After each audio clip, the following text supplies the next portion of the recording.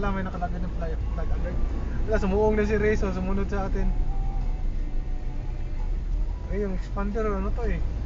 Tumatakbo to sa ano eh. Ayun oh, Manila Bay. Maalat ba yan dyan? Matabang? Hindi, tabang. Ah. Yung isa, oh, pahinga mo na siya eh. Na ano siya na...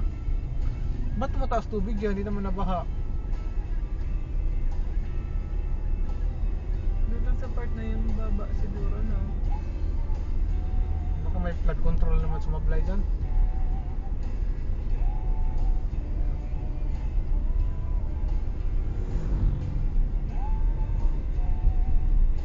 Ano to, gawing SM? Laki project na to. Gagawin na. No?